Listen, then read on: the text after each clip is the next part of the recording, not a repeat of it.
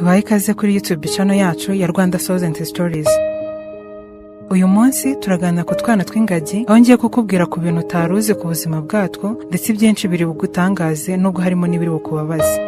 Mbere ko dutangira, nagira ngo nkwibutse ko ingagi n'abantu bahuje uturemangingo twa DNA ku kigero cya 98.3%.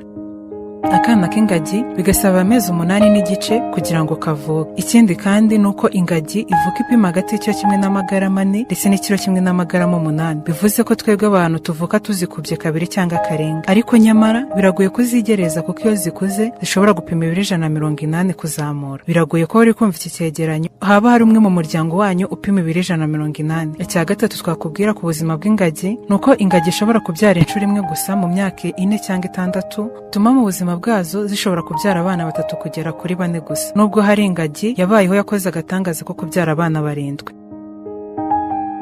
Ingagi itangira kubyara igeze ku myaka 10. Inshuro nyinshi ingagi zibyara umwana umwe gusa, hagiye habaho nkeya zabyaye impanga. Kuko mu myaka 50 habashije kuboneka ingagi zabyaye impanga inshuro 3, ariko nanone muzivutse ari impanga izishobora kubaho zombi n'imbara.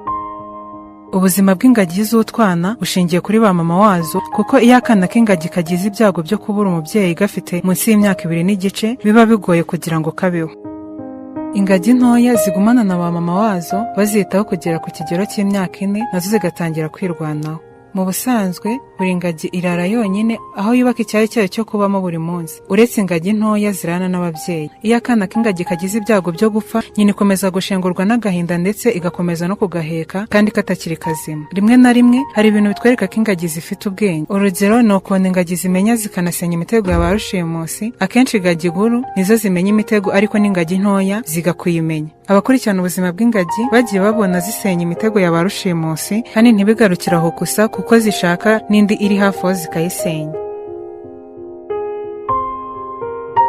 Icyanyuma twasorezaho ni ukubashimira kuba twabanye muri kino kiganiro, tubasaba gukora subscribe, like, share na comment ku bindi mwifuza ko twazabakoreraho.